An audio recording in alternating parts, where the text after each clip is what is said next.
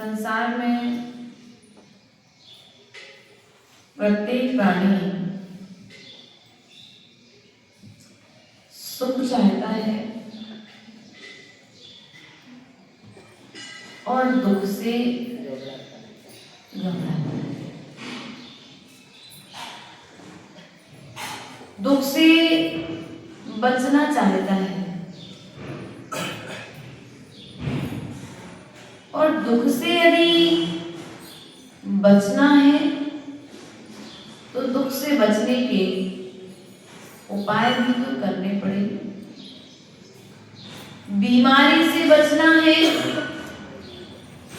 तो पहले पूर्व में ऐसे कार्य करो कि बीमारी उत्पन्न ही ना हो, और यदि बीमारी उत्पन्न हो गई है तो वैद्य के अनुसार उस बीमारी का इलाज करना। संसार में प्रत्येक प्राणी दुखी है, कोई तन दुखी, कोई मन दुखी, कोई धन दुखी, किसी ना किसी रूप में उसके पास में दुख है। तो भगवान ने कहा कि यदि तुम दुखी हो और दुख का उपाय चाहते हो तो जो जो उपाय मैंने बताए हैं उन उन उपायों को करना प्रारंभ कर दो, तुम्हारे दुख का निवारण।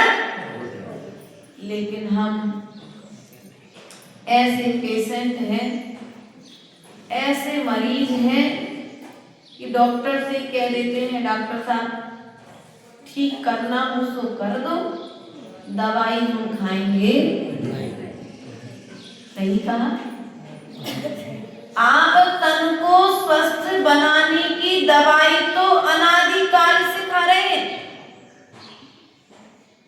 मन को जो जो विषय चाहिए वे विषय आप अनादिकाल से दे रहे हैं, लेकिन यह आत्मा स्वस्थ कैसे होगी?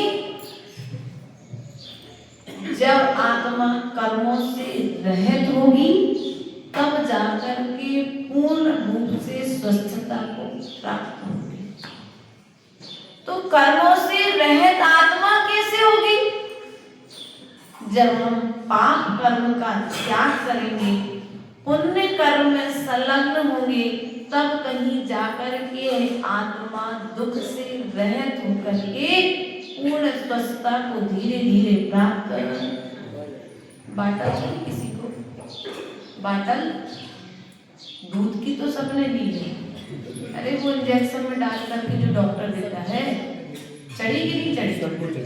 आजकल तो बिल्कुल खिलौना हो गया, कुछ हुआ नहीं कि डॉक्टर ने कहा बाटल चढ़ा दो। बाटल में से वो पानी जाता है, कैसे जाता है? और ज्यादा चालू करके बोलो, प्रॉब्लम हो सकती है ना। इसलिए आचार्यों ने कहा कि यदि तुम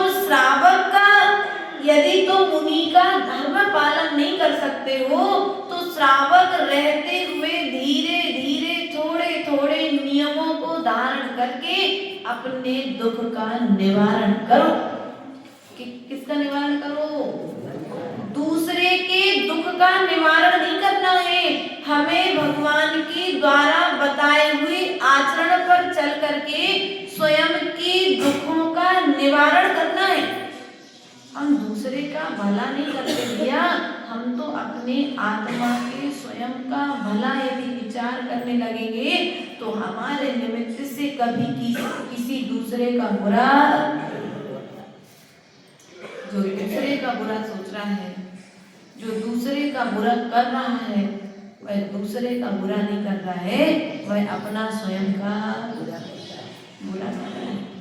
संसार में किसी के लिए भी शरण नहीं है, चाहे चक्रवर्ती हो, चाहे तीर्थंकर हो, चाहे राजा हो, चाहे महाराजा हो, चाहे गरीब हो, चाहे अमीर हो, समय आने पर सबके लिए संसार छोड़ करके, इस मनुष्य पर्याय के सुख को छोड़ करके शरण है क्या कोई? मणि मंत्र तंत्र बहु होई, मरते न बचावे कोई भी तुम्हारे लिए शरण नहीं है। तो यहाँ पर आचार्य भगवान कहते जब तुम्हारे लिए कोई शरण नहीं है तो फिर तुम स्वयं अपनी आत्मा की शरण में जाओ ना। भगवान की व्यवहार में शरण है भैया, ध्यान रखना। व्यवहार से भगवान तुम्हारे लिए शरण है, लेकिन जब तक तुम भगवान की शरण में आकर के तुम अपनी आत्मा की शरण में नहीं जाओगे तब तक तुम्हारा संसार छूटने वाला। प्रभु शरण में गए, किसकी? बोलो, किसकी शरण में गए? प्रभु आप यहाँ की शरण में गए। किसकी शरण में गए? अपनी आत्मा की शरण में गए तो संसार के दुखों से छूटने में समय, और हमें संसार के दुखों से छूटने में समय लग रहा है। इसका मुख्य कारण क्या है मालूम है? भूत पर विचार और वर्तमान की कोई समझ में आई बात? भूत की चर्चाओं में हमारा समय बर्बाद हो रहा है। हम भूत को पकड़ करके बैठे हैं, भूत की बुरी बातों का चिंतन करने में वर्तमान में लगे हुए हैं और भूत के विषय में सोच सोच करके व्यक्ति अपने वर्तमान का सुखद अनुभव नहीं करता, या तो भूत या फिर पास। क्या समझे सर? भूत या भविष्य, दोनों में भा है, और यदि दोनों भा मिल जाए तो व्यक्ति वर्तमान में भभकता है। भभकना सुना आपने शब्द? आग क्या होती है? थोड़ा सा ज्यादा ईंधन डल जाए तो भभकती है। ऐसे इंसान भी, क्योंकि वर्तमान में जी नहीं रहा है ना, इसलिए वह चिड़चिड़ा रहा है, इसलिए उसे क्रोध आ रहा है, इसलिए उसे छोटी छोटी बातों में आक्रोश पैदा हो रहा है, चिड़चिड़ा बना रहा है। भैया, ना तो तुम भूत का विचार करो और ना तुम भविष्य का विचार करो, मात्र इतना विचार करो कि मुझे मेरा वर्तमान सुधारना, मेरा कर्म बुरा था सो मेरे साथ बुरा हुआ, कोई दूसरा मेरा बुरा कर नहीं सकता था, लेकिन तुमने क्या किया?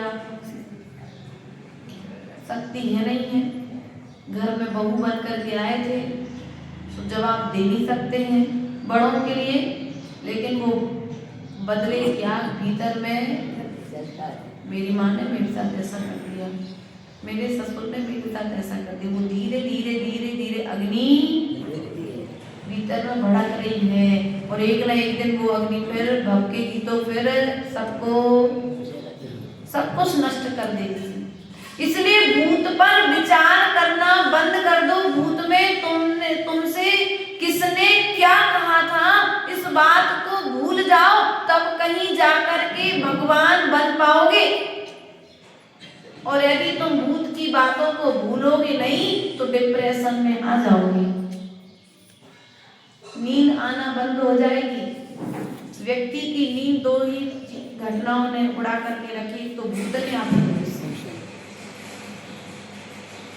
व्यक्ति वर्तमान का आनंद नहीं ले पा रहा है, वर्तमान में जीना चाहता है, वर्तमान में मेहनत कर रहा है, दिन भर काम कर रहा है, लेकिन भोजन करते समय सुख से खा नहीं पा रहा है। क्यों? क्योंकि भविष्य की चिंता है, या भूत में किसी ने कुछ द्वेष रूप शब्द कहे थे, उन शब्दों का चिंतन। बोलो, एक बार की बात है, दो राजाओं के मध्य में विवाद हो गया और विवाद इतना हो गया कि युद्ध भी हुआ, और युद्ध होने के पश्चात में दूसरा राजा हार गया। लेकिन हारने के बाद में भी भीतर में कसाई खत्म नहीं हुई, तो कुछ नीति पूर्वक काम करते हैं, कुछ राजनीति पूर्वक कार्य करते हैं, कुछ लोग कूटनीति पूर्वक कार्य करते हैं। तो राजा ने विचार किया कि अब मैंने सामान्य तरीके से सेना बल आदि के बल पर उस राजा को नहीं हरा पाया हूँ, लेकिन मैं निश्चित उसे कुछ ना कुछ आरोपित करके उसे हरा करके रहूंगा। इसने कूटनीति अपनाई और कूटनीति के बल पर उसने एक अपना सेवक धन धान्य रत्न वस्त्र आभूषण लेकर के दूसरे राजा के राज्य में भेजा और कहा कि जाओ तुम ये पत्र मेरा दे देना, मैं आपसे मैत्री करना चाहता हूँ।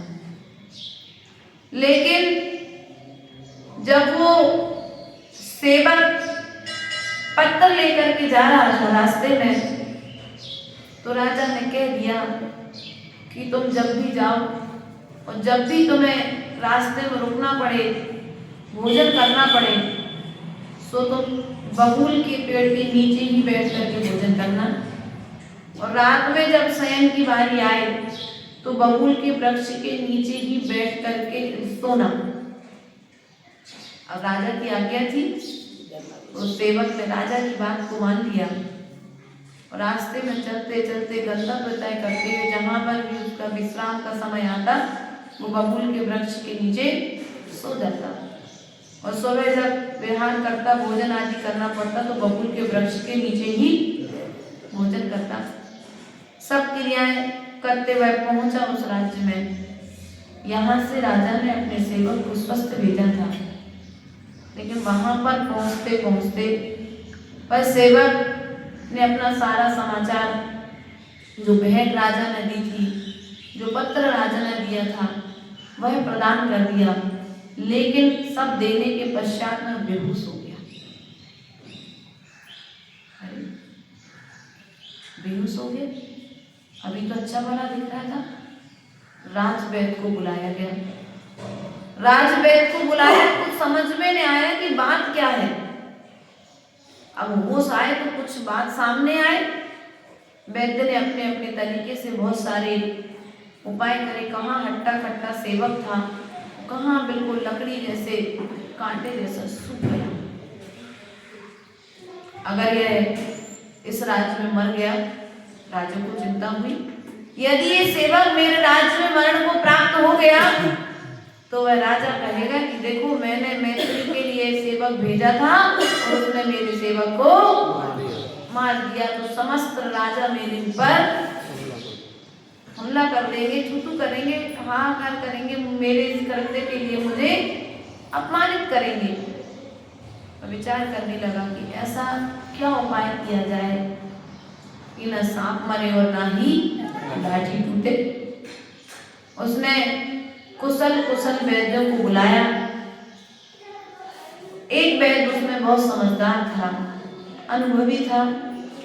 उसने उसकी जैसे नाड़ी देखी, उसे कुछ औषधि दी और औषधि देती ही वह थोड़ा सा सचेत अर्थात थोड़ा सा उसकी बेहोशी समाप्त हुई।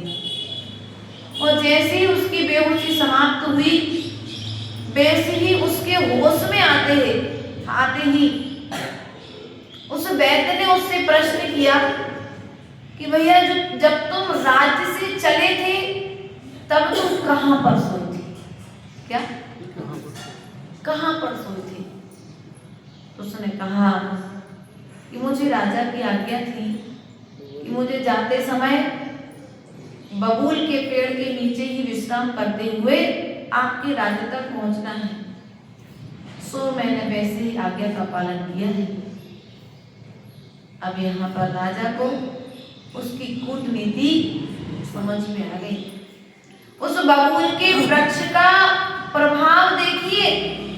उस बबूल के वृक्ष के नीचे मात्र सोने मात्र से कई दिनों तक वह व्यक्ति बीमारी को प्राप्त हो गया। अर्थात जैसे बबूल में कांटा होता है वैसे वह कांटे की तरह सूख गया। जैसे जैसे वैद्यों ने उस व्यक्ति को, सेवक को स्वस्थ किया, स्वस्थ करने के पश्चात में उसे इतना स्वस्थ कर दिया कि वह दूसरे राज्य में पुनः वापस पहुंच जाए। जैसे उसने बबूल के वृक्ष के नीचे जाते समय सोने के लिए कहा था, वैसे यहाँ के वैद्य ने कहा अब तुम जब अपने राज्य को जा रहे हो तो जितने भी नीम के पेड़ मिले तुम जाते समय विश्राम जब भी करो नीम के पेड़ के नीचे विश्राम करना। उसने ऐसे ही किया और स्वस्थता के साथ में अपने राज्य में वापस। राजा को बड़ा आश्चर्य हुआ कि ये कूटनीति में भी मैं फैल। कहने का तात्पर्य ये है कि हमारे भीतर में भी हम पर वस्तुओं से प्रभावित होकर के, हम कसायों से तो प्रभावित हो रहे हैं लेकिन हम धर्म से प्रभावित हैं। मंदिर में आ रहे हैं, अब यही दो गुटों की, दो व्यक्तियों की लड़ाई हो जाए तो तत्काल हम दो जगह बढ़ जाएंगे, कुछ एक का पक्ष लेंगे, कुछ दूसरे का पक्ष लेंगे। लेकिन एक यही धर्म की बात हो जाए, चार लोग नियम लेने के लिए खड़े हो जाए तो चार को देख कर के 14 खड़े होते हैं क्या? हमारे ऊपर उस बबूल के वृक्ष जैसी कसायों का प्रभाव तो पड़ रहा है, लेकिन भले ही थोड़ा सा धर्म तुम्हारे लिए वर्तमान में कड़वा लग रहा है, कठिन लग रहा है, लेकिन यह धर्म ही तुम्हारे लिए अनादिकालीन रोग को शांत करने में कारण है। इस संसार में जितने प्राणी हैं ये कूटनीति कर रहे तुम्हारे साथ, कर रहे कि नहीं कर रहे? पत्नी कहती है अरे तुम चले जाओगे तो मेरा कौन देखेगा? बेटा कहते हैं अरे पापा जी आप हो तो परिवार में अच्छा लगता है, आदि आदि बातें कह करके तुम्हें रात के जाल में बोलो। चले जाने के बाद में फिर बोलो, एक सेठ की कहानी आती है। सेठ एक भ्रम में था कि मैं मर जाऊंगा तो मेरे परिवार का पालन कौन करेगा। सेठ ने मुनिराज से पूछा, पंडित जी से पूछा, पूछने के बाद श्वास रोकने की विधि सीख ली और घर में जाकर के लेट गया। और जैसे ही घर में जाकर के लेटा, श्वास रोक ली, सबने सोचा सेठ मर गया। हाहाकार मच गया, अरे सेठ का मरण हो गया, सेठ का मरण हो गया। वहां से पंडित जी आए, बोले सेठ जी को जिंदा करने की दवाई हमारे पास में है, लेकिन ये जो पुड़िया हमारे पास में किसी एक को, और जो खाएगा वो मरण को प्राप्त हो जाएगा, वो सेठ जी जिंदा हो जाएगी। कहानी सुनी है ना? संसार की यही दशा है। जिनके लिए हम सुबह से लेकर के शाम तक पुरुषार्थ कर रहे हैं, भाग दौड़ कर रहे हैं, वह सगा संबंधी भी हमारे काम में आने वाला, लेकिन भ्रम से भरे भ्रम में भटकता चेतन यूं ही उम्र। कौन से भ्रम में हो कि नहीं हो? सबसे बड़ा भ्रम है तुम्हारे भीतर में कि मैं पर का करता हूँ, कोई किसी का करने वाला नहीं। इसलिए जब कोई किसी का करने वाला नहीं है तो भविष्य को ना संभालते हुए, भूत को याद ना करते हुए तुम अपने वर्तमान को संभाल लो। बच्चे की पढ़ाई के लिए पिता दिन रात मेहनत कर रहा है क्या? बच्चे की पढ़ाई के लिए अच्छी पढ़ाई कर ले। वो एक बच्ची आती मेरे पास, खुशी, वो कहती माता जी मुझे अपने भाई के लिए पढ़ाना है, इसलिए मुझे मेहनत करना है, मुझे अच्छी नौकरी करना है, और फिर नौकरी लग जाएगी तो मैं सबसे पहले अपने भाई की पढ़ाई कराऊंगी। भैया हमने पर को अपना कर्ता मान लिया, हम मात्र एक निमित्त मात्र है। पर के पुण्य में यदि भाग्य में यदि होगा तो हमारा किया हुआ कार्य कार्यकारी होगा, वरना अच्छे अच्छे हकीमों की दवाई व्यक्ति को लगती है क्या? अच्छे अच्छे लोग सहयोग करने वाले आ जाएं तो वो सहयोग भी बर्बाद हो जाता है। एक कहानी और ऐसी आती है ग्रंथों में, एक अक्रल पुण्य का नाम सुना आप लोगों ने? शॉर्ट में सारभूत बात बता देते हैं। वह अक्रल पुण्य जब पूर्व के किए हुए पाप करने के उदय से निर्धन अवस्था को प्राप्त हुआ तो उसके घर में काम करने वाला जो नौकर था वह एक दिन सेठ अवस्था को प्राप्त हुआ। जो अक्रल पुण्य था वह नौकर अवस्था को प्राप्त हुआ। और जब वह इनके यहाँ काम करने के लिए गया तो उसने विचार किया, देखो मेरे सेठ का लड़का है, कैसी स्थिति हो गई, मैं इसके लिए कुछ धन दे दूं। तो उसने उसके घर पर दिन भर काम किया, चने काटे, और चने काटने के साथ साथ उसने सोचा चलो इतना चना इसने काटा है थोड़ा सा चना दे दूं। उसने चना दिया और चने के साथ उसने विचार किया क्यों ना इसे मैं थोड़े से ये स्वर्ण की मुद्राएं दे दूं, लेकिन यदि डायरेक्ट दूंगा तो ये लेगा नहीं, क्योंकि सेठ का पुत्र है, संस्कारों में बेईमानी नहीं है। उसने चने के साथ वे सोने की मुद्राएं रख दी। अब यहाँ पर वह अपने घर पर चला, दिन भर मेहनत करके शाम को जैसे घर पर पहुंचा तो देखा बटुआ ना तो चने का दाना और ना सोने की, क्योंकि देते समय देने वाले ने दे दिया था, लेने वाले ने ले लिया था, लेकिन उस पाप का उदय तीव्र था। उस कपड़े में थोड़ा सा छेद, तो जाते समय पूरा चना रास्ते में गिर गया। इसलिए प्रिय बंधुओं, कहने का तात्पर्य हमारा आपसे ये है, संसार में कोई किसी के लिए शरण नहीं है, और शरण जब कोई नहीं हमारे लिए, तो हम ना तो भविष्य की चिंता करें और ना भूत की चिंता करें, हम तो मात्र अपना वर्तमान को संभालते रहेंगे, तो मनुष्य पर्याय पाना हमारा सार्थक हो जाएगा। वरना आए हो सो, बहुत से लोग आए, बहुत से लोग चले गए, लेकिन जो कुछ अच्छा करके गए हैं उनकी चर्चाएं आज भी हो रही हैं, और जो बहुत बुरा करके गए हैं उनकी भी चर्चाएं आज हो रही हैं, लेकिन एक की चर्चा करते हुए कर्म की निर्जरा हो रही है, और एक की चर्चा करते हुए कर्म का बंध हो रहा है। अब आपको किस प्रकार की चर्चा करनी है, सो आप स्वयं निर्धारित करिए। संसार भावना के विषय में आचार्य भगवत यहाँ पर कहते हैं, जन्म मरणीय जरा रोग से सदा दुखी रहता, द्रव्य क्षेत्रीय काल भाव परिवर्तन सहता, छेदन भेदन नरक पशु गति बद्धि बंधन सहना, राग उदय से दुख सुर गति में कहाँ सुखी रहना, भोगी पुण्य फल हो एक इंद्र इसमें क्या लानी, उतवादी दिन जारी वहीं फिर कुर्बा जानी, मानुष जन्म अनेक विपत्ति में कहाँ देखा, पंचम गति सुख मिले सुबह सुख को में डोले खा, जन्म मरण अरुचरा रोग से सदा। कौन सा दुख है आपके लिए? संतान को जन्म दिया आप लोगों ने, सभी माता बने ना, एक एक संतान की तो माता हो कि नहीं हो?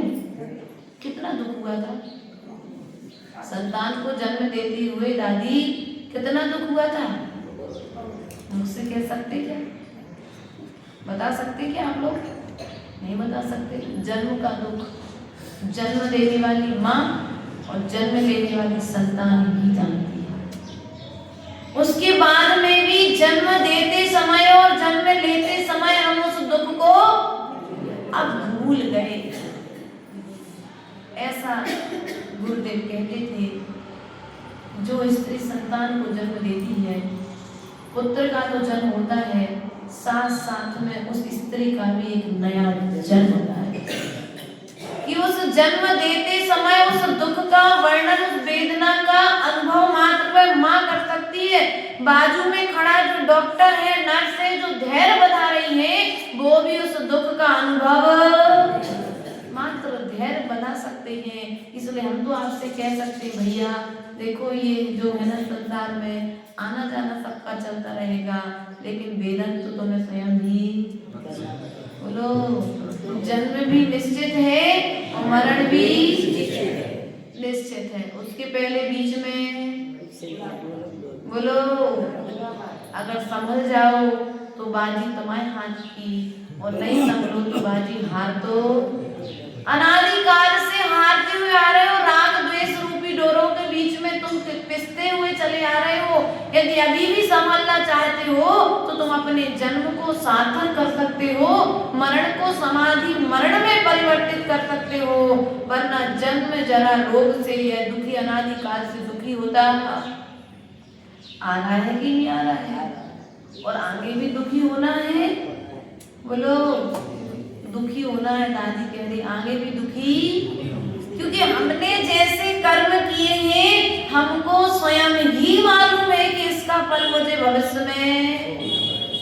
देखो वह सुकुमार मुनि जिन्होंने अपनी विचारधारा को बदल लिया। क्या है ये भेष? विचारों का परिवर्तन ही तो है। क्या है ये? पीछी कमंडल हाथों से केस लॉन्च करना, एक टाइम भोजन करना, दो अंतराय होने के बाद में बड़ी आराम से माता जी का पूरा कल का उनका पूरा अंतराय वो भी आराम से। क्यों? सामयिक नहीं छोड़ी माता जी आपने, स्वाध्याय नहीं छोड़ा माता जी आपने, शाम की क्लास नहीं छोड़ी आपने। क्यों? मानसिकता तक के प्रति समर्पित वैराग्य के साथ में दीक्षा ली थी ना, इसलिए वे कष्ट भी इष्ट जैसे लग रहे हैं। और तुम लोगों के लिए यदि भोजन करते हुए कोई बाल आ जाए क्या करोगे? बाल को अलग करके रबड़ी आराम से। देखिए साधु की अपने जन्म और मरण की परंपरा को समाप्त करना है। इसलिए जो गुरुजनों ने बतलाया है, भले ही वर्तमान में कष्ट है लेकिन इतना विश्वास है कि वर्तमान का कष्ट मुझे भविष्य में सुख देगा और शाश्वत सुख देगा।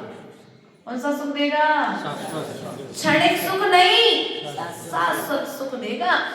शाश्वत सुख की तैयारी के लिए जैसे जैसे अपने हाथों से लोंचन हो रहा है वैसे वैसे कर्म भी। एक काम करो, सब लोग लोंच करना चालू कर दो। ज्ञान पूर्वक यदि त्याग करोगे तो वह त्यागी हुई वस्तु सुख को देने वाली होगी, और अज्ञानता पूर्वक भावुकता पूर्वक यदि त्याग करोगे तो वही त्याग तुम्हें दुख को देने वाला हो जाएगा। इसलिए प्रिय बंधुओं, प्रयास करो, पुरुषार्थ करो, ज्ञान पूर्वक त्याग करो। कैसे करना है भैया महिपाल जी? कैसे करना है? ज्ञान पूर्वक। क्या आज यदि आप किसी बच्चे को कह दो दीक्षा ले लो, क्या कहेगा? बोलो, क्या कहेगा? अभी नहीं, अभी मेरी उम्र ही क्या है, क्या कहेगा वो? लेकिन वो स्वयं भीतर में सोच ले कि मुझे दीक्षा लेना है, सोचे दीक्षा लेना कठिन लगेगा क्या? एक बार यदि विचारों में दृढ़ता आ गई, भीतर के विचारों में यदि परिवर्तन आ गया तो मोक्ष मार्ग कठिन नहीं है। संसार मार्ग की अपेक्षा मोक्ष मार्ग बहुत सरल है, लेकिन हमने एक बार भी भीतर में विचार, इसलिए मुझे संसार मार्ग सरल लगता है और मोक्ष मार्ग कठिन लगता है। मोक्ष मार्ग कठिन ना था, ना है और ना कभी होगा, क्योंकि कर्म निर्जरा का कारण है मोक्ष मार्ग। इसलिए प्रिय बंधुओं, संसार में आए हो तो दुख के और जन्म के और मरण के रोग का निवारण होगा धर्म के पालन से। किससे होगा? बोलो, धर्म के पालन से क्या होगा?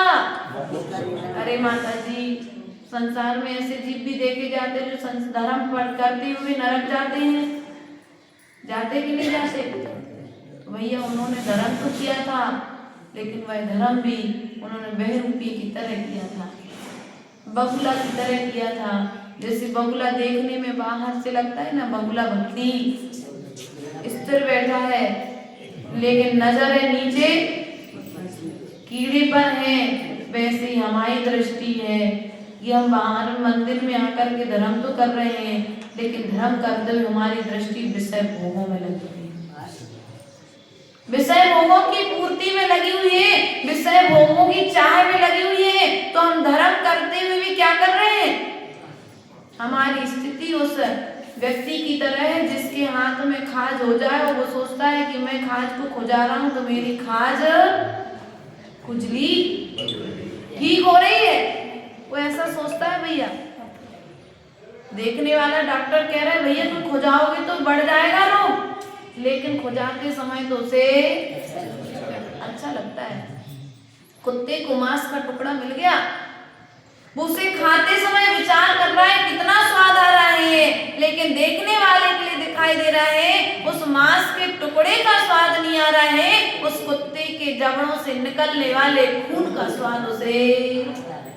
वैसे ही तुम लोग की स्थिति है, राग द्वेष करते हुए तुम्हारे लिए तुम आनंद मना रहे हो ना, ये तुम्हें आनंद किसका आ रहा है? तुम्हारे राग का आनंद आ रहा है, तुम्हें तुम्हारे द्वेष का आनंद आ रहा है, तुम्हें धर्म का आनंद। तो बताओ, धर्म करते हुए कर्म की निर्जर कर पाओगे क्या? बोलो, तुम्हारा धर्म गज स्नान की तरह है। हाथी का स्नान देखा कभी? नहीं देखा हो तो गूगल पे देख लेना। हाथी कैसे स्नान करता है। कुछ लोग गज स्नान की तरह धर्म करते हैं, यहाँ पर धर्म करते हैं और बाहर जाकर के फिर हाथी क्या करता है, पानी में जाकर के अच्छे से नहाता है, अपनी सूंड से पानी डालता है अपने ऊपर, खूब अच्छे से नहाता है और जैसे ही बाहर निकलता है तो रेत के ढेर में जाकर के अपने ही ऊपर रेत।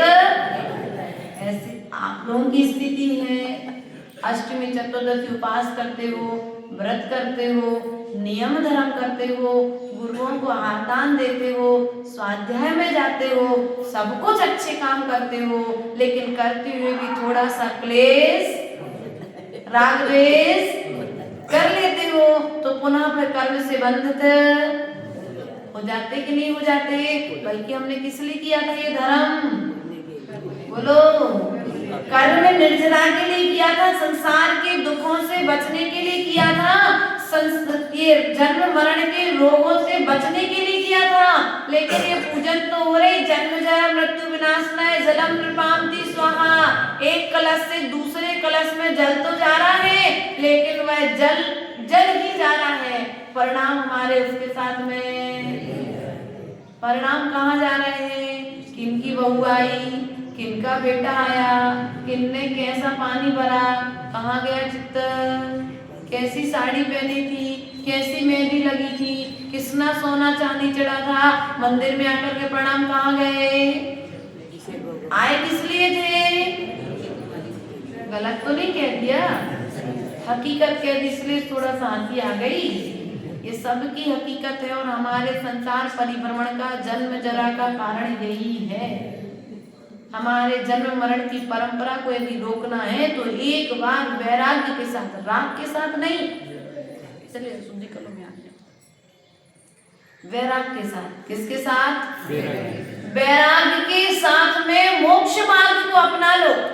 किसको अपना लो, मोक्ष मार्ग को यदि वैराग्य के साथ में करोगे तो वह कष्ट नहीं देगा। यदि तुम अपने बच्चे को भेजोगे तो कष्ट लगेगा, और पापा ने भेजा था, मम्मी ने कहा था सो मैंने दीक्षा ले ली और स्वयं दीक्षा लेगा तो कोई कष्ट नहीं। अगर मेरे माता पिता ने भेजा होता ना तो केस लॉन्च का दर्द होता, आज माता जी भूखी बैठी है, क्यों की बैठी है, अंतराय दो अंतराय हो गए ना, लेकिन फिर भी किसी के ऊपर आरोप प्रत्यारोप, आरोप क्यों, खुद की खुशी से आए थे ना, इसलिए कष्ट आने पर भी संक्लेश। और यदि दूसरे ने भेजा होता तो अरे मेरी तो इच्छा ही नहीं थी, उनने ही दीक्षा लेने के लिए कह दिया तो मैंने दीक्षा, स्वयं की इच्छा से आए हैं तो धूप गर्मी में भी गर्मी नहीं लग रही, ठंडी में भी ठंडी नहीं लग रही, प्यास के समय प्यास नहीं लग रही, भूख के समय भूख नहीं लग रही, केस लॉन्च के समय कष्ट नहीं लग रहा, कंकड़ों पर चलते हुए भी कर्म का बंध नहीं हो रहा है, और यदि दूसरे की इच्छा से आते तो यही सब कष्ट। इसलिए जन्म और मरण की परंपरा को यदि रोकना है तो तुम्हें क्या करना पड़ेगा, अपने परिणामों में परिवर्तन, द्रव्य क्षेत्र काल भाव भाव परिवर्तन, पंच परावर्तन हमने अनादिकाल से किया है। छेदन वेदन नरक पशु गति, क्या छेदन वेदन, जब नरक पशु गति में थे, नारकी जीव थे तो नरकों में क्या कहा, छेड़ाला में नारकी जीव की व्यवस्था, छेदन भेदन त्रयंच गति के दुखों में, छेदन भेदन भूख प्यास भार वहन में आदर त्रास वध बंधन आदिक दुख गने, कोटि जीवते बने। इतने दुख मैंने अनादिकाल से इस त्रयंच गति में भोगे हैं कि करोड़ों करोड़ों जिह्वाओं के माध्यम से उन कष्टों को कहा। नरक गति में मैंने इतने दुख भोगे हैं कि सेमर तरुदल जुत असि पत्र, असिज्यो देव विदारे तत्र, मेरु समान लोह गल जाए, ऐसी शीत क्या किया, वहां पर रहे ना तो 80 पत्र, वहां पर हमने सोचा चलो थक गए थोड़ा पेड़ के नीचे बैठ जाए, तो नरक गति का जो जीव था वो भी वृक्ष बनकर खड़ा था, और पत्र वहां पर जो पेड़ के पत्ते थे ना वे भी 80 तक तलवार के जैसे थे, और वहां से एक पत्ता गिरा और हमारा शरीर का छेदन। तिल तिल करे देह के खंड, असुर बिड़ावे दुष्ट प्रचंड, सिंधु नीर ते प्यास न जाए, तो पड़े एक न। ऐसी प्यास लगी, ऐसी तेज की प्यास लगी कि पूरा समुद्र का समुद्र भी पी जाए तो भी प्यास समाप्त होने वाली, लेकिन नरक में रहते हुए मुझे एक बूंद नहीं मिली। काहे की खून और पीप की नदियां बहती, वहां प्यास लगे तो पानी मिलने वाला। वहां पर वो असुर कुमार जाति के जो देव लड़ाते हैं, वे तुम्हारे शरीर के छेद, तिल के दाने बराबर छेद कर देते हैं, राई के दाने बराबर बिल्कुल छोटे छोटे टुकड़े कर देते हैं, लेकिन वह वैक्रियक शरीर होने से पुनः वापस। वहां पर आत्महत्या का कोई प्रावधान, एक स्वर्ग में, एक तो स्वर्ग में और दूसरा नरक में। अब यहाँ पर मनुष्य गति में यदि स्वर्ग और नरक की अपेक्षा से देखा जाए, तिर्यंत गति की अपेक्षा से देखा जाए, तो मनुष्य गति में तो एक तिल के दाने बराबर दुख है, वैराग्य के साथ मुनि बनोगे क्या? वो तिल के दाने बराबर भी दुख नहीं है यदि वैराग्य के साथ मुनि बने हो तो, और वैराग्य के साथ मुनि नहीं बने हो तो वह तिल के दाने बराबर दुख भी तुम्हें पहाड़ के बराबर। इसलिए यदि एक बार तुम्हें उस नरक गति, त्रियंच गति और मनुष्य गति और देव गति के दुखों का यदि एक बार भान हो जाए, चिंतन हो जाए, तो संसार के दुखों से छूटने में समय। राग उदय से दुख सुर गति में कहाँ सुखी देखा। जो सुर गति अर्थात देव गति में जीव राग के कारण दुखी होता है, जो मिथ्या दृष्टि देव होता है, उसकी जब माला हो जाती है तो वह दुखी होता है कि देवांगना मेरी अब छूट जाएंगी, और ये देवियां छूट जाएंगी तो अब मैं कहाँ जाऊंगा मरण करके। अरे मुझे माँ के गर्भ में रहना पड़ेगा, 9 महीने गंदगी में रहना पड़ेगा, माँ का जूठा खाना पड़ेगा, इससे अच्छा मैं एक इंद्री हो जाऊं। तो मरण करता है, और मरण करके हजारों वर्षों के लिए पेड़ बन के खड़ा हो जाता है, निदान बंद कर लेता है वह स्वर्ग का देव।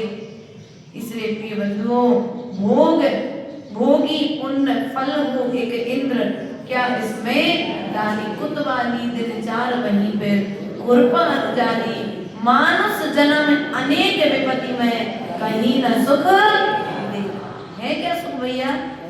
सच में मंदिर में आकर के बैठे हो माताओं, बिल्कुल अपनी अपनी आत्मा की साक्षी में, प्रभु की साक्षी में एक बार विचार करना, वास्तविकता में आप सुखी हो?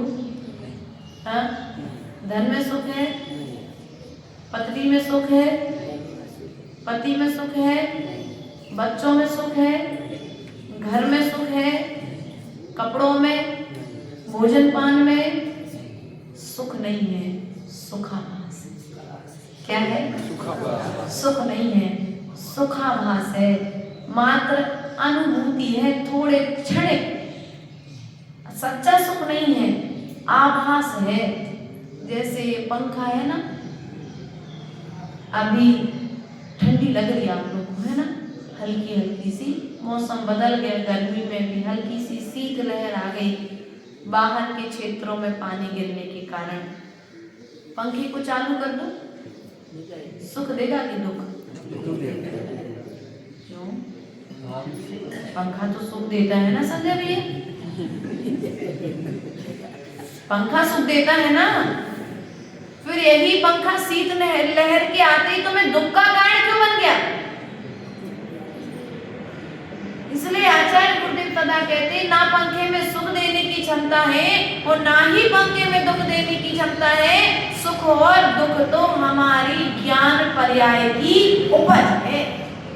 हमने सोच लिया पंखा सुख देता है इसलिए पंखा सुख देता है, और हम सोच ले पंखे में होने वाले जीवों का घात मुझे दुख देने वाला है, तो फिर वो पंखा भी हमें दुख देने वाला। मध्यस्थ हो जाए, ना पंखे में सुख माने, पंखा चालू हो गया तो आनंद नहीं मनाए, और पंखा बंद हो जाए तो दुख ना मनाए, तो पंखे के निमित्त से हमें कर्म का बंध। ऐसे ही पर वस्तुओं के संयोग वियोग में हम ना तो सुख मनाए और ना ही दुख मनाएंगे, तो निश्चित ही कर्म बंध की परंपरा से छूट करके पंचम गति सुख मिले सुभासुभ को मेटोगे खा। पंचम गति अर्थात सिद्ध अवस्था, सिद्धालय हमें प्राप्त होगा तो निश्चित ही शाश्वत सुख हमारे लिए प्राप्त होगा। शुभ और अशुभ की परंपरा को समाप्त हो जाएगी। इन्हीं भावनाओं के साथ संसार भावना का चिंतन हमने आज सुना। बोले भगवान महावीर स्वामी की जय। जीवानी के ज्ञान से